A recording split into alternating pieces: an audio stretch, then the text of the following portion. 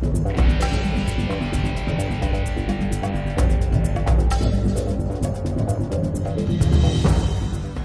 White House welcomed its new occupant early this year, the new leader of the free world, President Donald Trump. About 2 months in office, the Trump administration has unveiled plans to revitalize the U.S. economy, and the new Deutsche Bank report says these plans have the potential to trigger significant economic growth. Could these policies spur progress that could serve as a global template? Welcome to Owning a Piece of America. My name is Faith Bautista. Today, we're speaking with three of the brightest minds in business and in the economy. We have Doug Krause, who serves as General Counsel and Executive Vice President of East West Bank. He has also served as a commissioner on the governing board and as a chairman of the audit committee of the Port of Los Angeles. We're joined by Teresa Martinez, who currently serves on the advisory committee of One West Bank.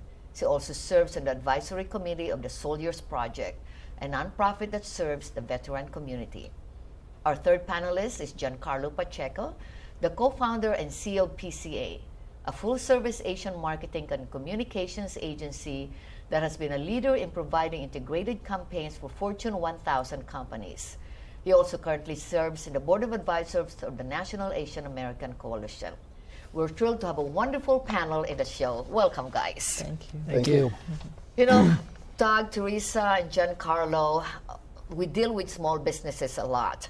And it's so hard for them to understand, is the new administration really going to help them with this new tax reform that is so complicated that needs to be overhauled anyway? There's a lot of questions, right? Will this help them? Doug, as a general counsel of East West Bank, and the bank have helped so many small business owners. Tell us what your opinion, what's your take? Well, my view of it for small business especially, it's so complicated.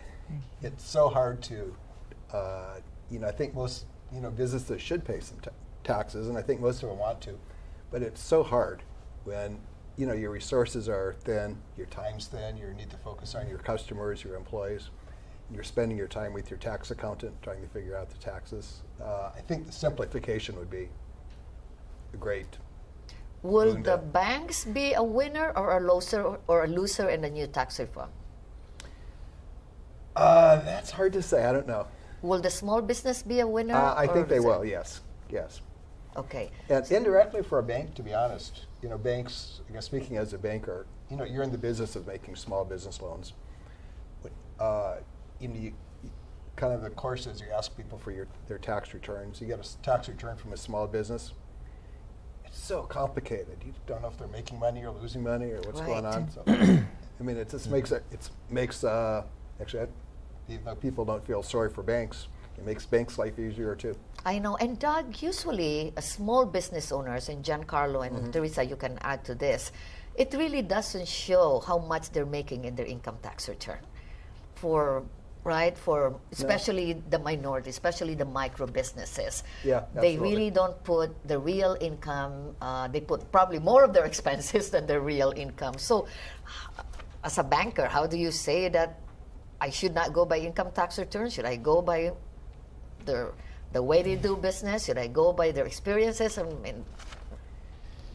Well, one kind of trick, you can kind of look at the taxes and look at financial statements, but to some extent, the best thing is look in someone's bank account. That's true. You see the money going through there. If there's a steady stream of money coming in every month, it's probably pretty, it looks like they're able to pay their expenses, they're able to pay their loans. You don't have anything to worry about. Yeah, I think it only hurts the business owner when they're not sharing their full income. Yeah. And at the chamber, when I worked at the chamber for quite a few years, we found out that many businesses were doing that, and it was hard for them to get a loan. So our advice is to always claim all of your income. But now you're an entrepreneur, so what's your business now, Teresa? Community Connections. So as a new startup, how hard is it to get a loan? How hard it is to become a small business owner? Well, I'm just in the infancy stages of my business. I just started in December, and I finalized 5 certifications. And the Metro one is going through right now, my Metro DBE and SBE certification. And I'm going to be focusing on government contracts with Metro. I'd like to focus there first. Community outreach, because of Measure M passing this past November, there's going to be a lot of projects taking place and a lot of outreach that has to be done. 25% of every project has an outreach component to it, so I'm hoping to gain contracts through Metro and also through the County of Los Angeles. The county has a 25% local preference policy for small businesses, which is good. So I do have my WBE, my Women's Business Enterprise through the county, and my local small business enterprise. You said you're going through 5 certifications. What are the 5 certifications? Those 2 that I just mentioned through the County of Los Angeles and Department of General Services, which is the state of California. And the County of Los Angeles actually accepts the state of California's certification, which I have as well. And the Port of Long Beach has a SBE certification. I have that one. That one was the simplest of all. And that one lists and states that you're a small business enterprise within the County of Los Angeles, and that's a 2-year certification. You know, I don't understand why there's so many certifications. As a small business owner, it's already hard enough to run a business, show your income tax, everything, and you have to fill out different certification. Why do we have so many certifications? Why can't they just accept, you know you're minority, you're woman-owned, it shows everything. I mean, Giancarlo, are you certified? And talk to us about also your business. Absolutely. Yeah, we are certified, and having a good CFO and a partner really helps. So I think in regards to reporting, we were always reporting. So we were reporting everything that we've ever earned, because that we knew that was going to help us get loans. So we have always never been in the gray. We've always been very good at making sure that we were going to report, because we knew that it would help us in terms of later on to be able to get loans that we would need for our, for operations. In terms of certifications, again, my CFO also takes care of that. So it allows, from a business standpoint, for me to be in business development and working together with my clients directly, while my CFO really focuses on making sure that the house is kept well and finishing up those certifications. So we are minority certified. We're also certified with the CPUC and the US PAC. So what I'm gathering is, as a small business or medium-sized business, you got to have the right expertise to run your business, Sure. right? Right. It's very challenging for micro businesses, especially 90% of the businesses are small businesses, right? Family-owned. I mean, Doug, how do you see that as a banker, and how do you teach the small businesses to do this right? You got to do it this way. Well, we have workshops, and we kind of walk them through what we think is most important. It is very hard to start and get. I mean, the hardest thing though is to start up a business and get a bank loan. Frankly, it's not. The days are long gone when people make character loans. Oh yeah, I think that's a great idea. You have an honest face. Here's whatever. Banks don't do it. Regulators won't allow banks to do it. You have to have financials. You have to have the whole thing, the whole package, or banks get criticized for making the loans. So, again, kind of going back to what was being said before, it's very important to spend a little time making sure you kind of cross your T's. You have a good presentation. You keep your financial records in order. And well, I'm worried about that as well. A business loan, only because I know in the past, working at the chamber, many of the small businesses weren't able to go the traditional route in acquiring a business loan, so they had to go the VEDC or another route. So I know that is difficult for many small businesses. How many years do you have to be in business in order to qualify for a business loan? It depends on the bank and the program. If you go through the government programs, the SBA, I believe it's 3 years. Banks are all different. Our bank doesn't have a minimum requirement. Okay. So Giancarlo, as a stable business owner, is it hard for you to get a loan? Is it hard for you to get federal contracts, corporate contracts? Answering the first question in terms of a loan, I think it's a balance of looking at short and long term. So like sometimes the short term is not to report income, for example. And I think when we were starting the business, we really made a conscious effort to think long term. What's going to make it, what's going to really help us grow this business? So by reporting everything, that allowed us to get a loan. And fortunate for us also, the partners have great credit. So we're all stable ourselves personally. So that also allowed us to get a loan. Now, in regards to your second question, in regards to Getting contracts. sure, I think it's a challenge with any small business that there is going to be a challenge to winning contracts because you're competing against other small businesses. So it's really going to come down to what you can provide, how you differentiate, and if you can execute. So it's really important. These to be able to do economic that. policies, is that going to help the small businesses, you think? Or will that even affect you guys? I think it still first comes down to being able to win those contracts. Because if you can win the contracts, then money shouldn't really necessarily be an issue, but it will help. Like if the tax reform does take place, what it will allow us to do, allow my business to do, is to actually reinvest the savings back into the business. And I think that really applies more to the small and medium-sized businesses that will take advantage of that, of the tax reform. So I think that I could see it really benefiting because it means that I would be able to hire another employee or invest into other infrastructure needs for my company. In the Dodd-Frank bill, there's the Office Minority Women Inclusion. That's part of it, that they want to do business with minority women-owned businesses. Do you guys get any contracts from the federal government by using those OMWI, the Office Minority Women Inclusion? Does that help you at all? It has not. Not for you. How Not for about me. you, Teresa? I mean, Well, with all the I've- chambers, have you seen that? I've seen a few that received contracts, yes, but not many. It's Well, very actually- low percentage. Actually, our bank is minority certified also. That's right. We're also minority owned, and the board of directors is mostly minority. Hasn't helped us either. No, but for the banks, you also have a program called Supplier Diversity. Yes, we do. So, do you help small minority businesses? Does that help also the bank? We don't, to be honest, we don't really care about the certifications that much. We just, partly I think because of our market niche and the way we grew up, a lot of our suppliers and vendors are minorities and small businesses and women and minority-owned businesses, as are a lot of our customers. So it kind of works out that way. Well, we're going to talk more about this.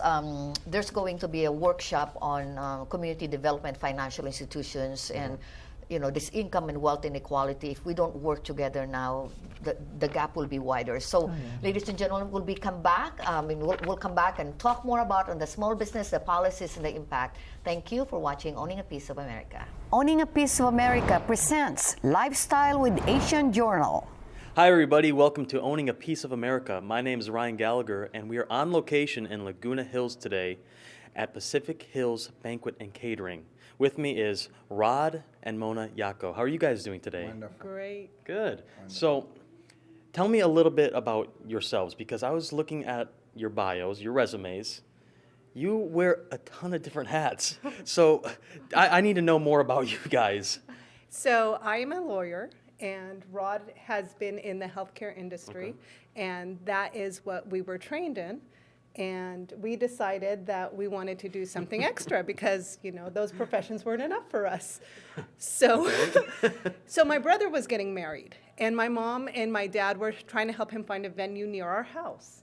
And they couldn't find one, or one that they liked. So it was like a joke that my mom made, we should buy a banquet hall. Some joke, huh? Yeah. And Rod and I took it seriously. It was simultaneous. We were looking for a business to be business owners. Okay. And then we looked for a venue, couldn't find anything, and her mom made a remark, "This is ridiculous. We don't have anything local. We have to go to LA, and nobody wants LA traffic." So we took that comment. She goes on the internet, LoopNet, BizBin, boom, boom, boom. She finds this place, and we looked at us. I was like, "Are you serious?" She goes, "You want to go see the place?" I was like, "No. What do I know about banquet hall?" And I said to him, well, you cater a lot of lunches, you do a Right. lot of stuff like that. It should be kind of like second nature to you. And he said, well, what, your lawyer meetings, it's second nature to you too? Throwing a wedding, throwing engagement parties, baptisms, A lot of corporate work. parties? I said, well, I think we can do it. So, we actually came to the place, came to the venue. We fell in love with it. It was a structure almost of just 4 walls at the time that we bought it. And Rod and I had a vision. And we said, we Wow. can really take this place to the next level. Okay. And we had a chef, our executive chef, who cooked. Our chef who cooked our wedding meal 9 years ago. So that was the first person who we hired, and that was conditional. We would not buy the place or purchase without him. Really? And he agreed to come on because I come from and so does Rod, both of our families are very picky eaters. And to this day, they talk about the dinner they had at our wedding. Really? So we knew we were sitting on a diamond. And so we told Chef Daryl, his name is Daryl Fleur, we told him, if you're willing to come on, we'll do this together. And he And said he yes. said yes. So we moved amazing. forward, and it was an amazing experience. But I have to go back to one thing. After we purchased the place, she looked at me and I looked at her and I said, "What do we do now? We bought the place. What do we do? What is the next step?" It took us like a month to figure out what to do. We continued business. We maintained the employees that were Sure. here for a long time to gain experience from them. We had no direct contact or knowledge about the hospitality or banquet. Well, let's talk about that when we get back. So you can be in the medical profession, or you can be in the law profession, and you can open up a banquet center. So let's talk about that when we get back to Owning a Piece of America. Why are homeowners talking about counselors from NAAC. Well, because through NAAC and with the help of Faith Bautista, I'm now able to have a piece of America. As a housing counselor, I will help you budget and get a clear picture of your finances. I will help you understand your credit report and help you improve your score. I will help you through your hardship and work with your lender to get a loan modification. For free housing counseling, call 1-800-920-6248. A boy born in Joplin, Missouri was fascinated by anything with wheels and a motor. The odds of him winning both the Daytona 500 and the Brickyard 400 in the same year? 1 in 195 million. The odds of the child being diagnosed with autism? 1 in 68. I'm Jamie McMurray, and my niece has autism. Learn more at autismspeaks.org/signs. Hi, and welcome back to Owning a Piece of America. I'm Ryan Gallagher. With me is Rod and Mona of Pacific Hills Banquet and Catering. So you guys were saying to me that you didn't really know what to do when you first got the place. Well, it was a whirlwind. We had a huge learning curve ahead of Okay. us, but we were up to the task. Rod and I are used to having challenges. We live for challenges. We have twins, a boy and a girl that are 5 years old, which is the challenge of our life. So we felt if we can conquer that, we can conquer anything. So we decided that, we'll learn, we'll study, and we had a lot of contacts in the field who helped us out. Faith Bautista was key in helping us purchase the building, do the deal, and get us to this point. So we are very appreciative to Faith Bautista. She's an amazing sister, and Great motivation. She's seen some small businesses start from scratch all the way up, and we're privileged to have her in our life, career. It was Business and great, everything. instrumental with this transaction. Everybody loves Faith. Amazing. So like Faith, we had other contacts in the hospitality field. We picked their brain. Okay. We showed them the venue, and the venue really was outdated. And the first thing, as I mentioned earlier, that we had to do was a remodel renovation project. And, we thought we could get that done in a month or two, but, contractors and remodels and designers and stuff, it took a little bit longer than that. Yeah. But we finished the remodel, and then we started hosting. Well, in the meantime, we were also hosting weddings and All types of events, weddings, engagements, graduation, baptism, private functions, corporate. We opened it up to schools, to nonprofit organizations.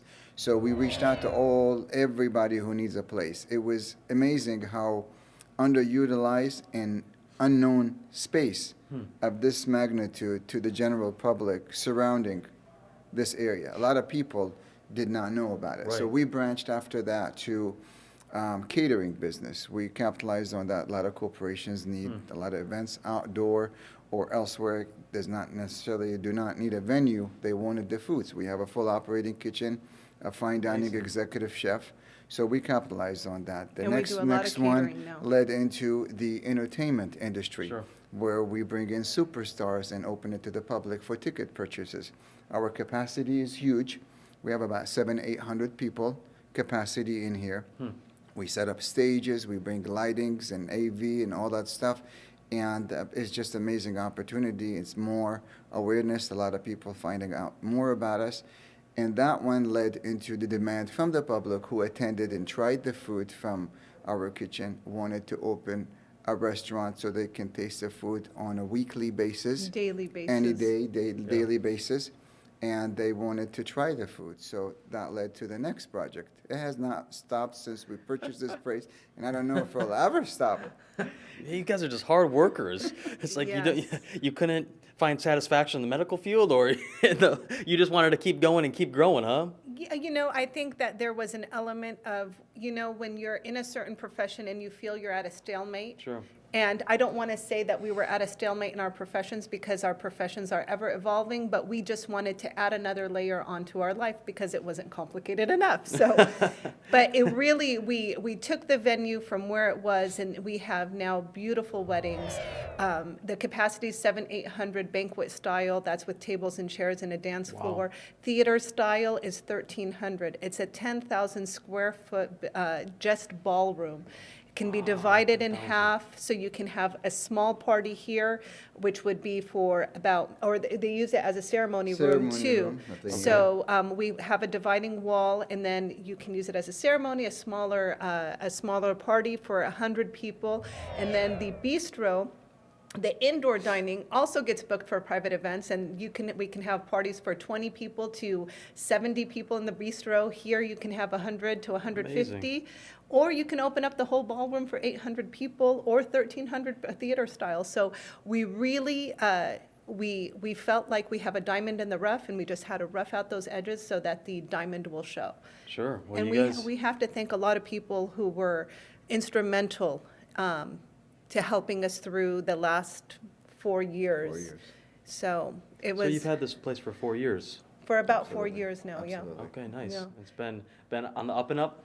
Yes, thank and God, up, on the and up and up, yes, from where we took it to where That's it is great to hear. now, yeah. And so, how many people do you employ? We, well, our payroll list can be, it depends It on depends any on the given. event? Yeah, on any given Okay. event, any given season. So we are actually now in the process of setting up outdoor dining for the bistro. So we have the indoor dining set up. Right now, you know, in Europe, how you have the string lights and you have that romantic dining. We are setting that up in the courtyard. We're excited about that. And then we are going to have theme nights at the bistro. We're going to have a Mediterranean night. We're going to have a Persian night, an Asian night. Nice. Where, you know, the food matches the theme and have live entertainment as well. Wow. Well, I think we should head over to the bistro. Do you want to I do think that? so, too. Yeah, let's do that. Okay, so when we come back to Owning a Piece of America, we're going to head over to the bistro, and we're going to show you guys that as well. So stick with us. Why are homeowners talking about counselors from NAAC. Well, you know, because through NAAC and with the help of Faith Bautista, I'm now able to have a piece of America. As a housing counselor, I will help you budget and get a clear picture of your finances. I will help you understand your credit report and help you improve your score. I will help you through your hardship and work with your lender to get a loan modification. For free housing counseling, call 1-800-920-6248.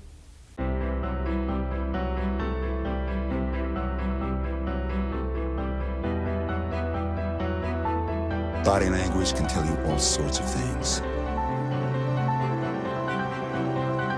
Like someone is having a stroke. Know the sudden signs. Learn fast. Face drooping, arm weakness, speech difficulty. Time to call 911 and get them to a hospital immediately.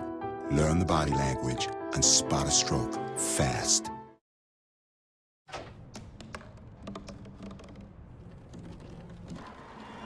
Everybody has a dream.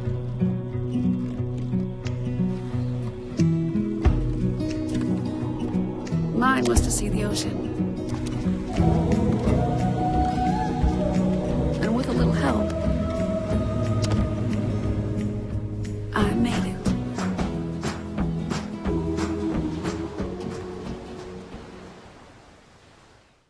Hi, welcome back to Owning a Piece of America. I'm still with Rod and Mona of Pacific Hills Banquet and Catering, but now we're outside, we look a little more stylish. We're at the bistro in the courtyard.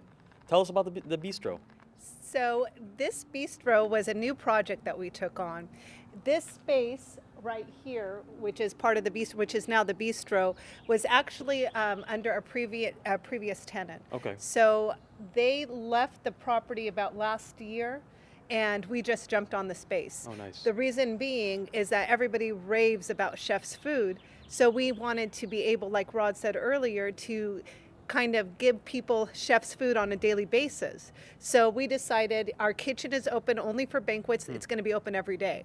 And we decided to take over the bistro. So we have the indoor dining, which it works for the restaurant, and people book it also for private events, birthdays, baby showers, Nice.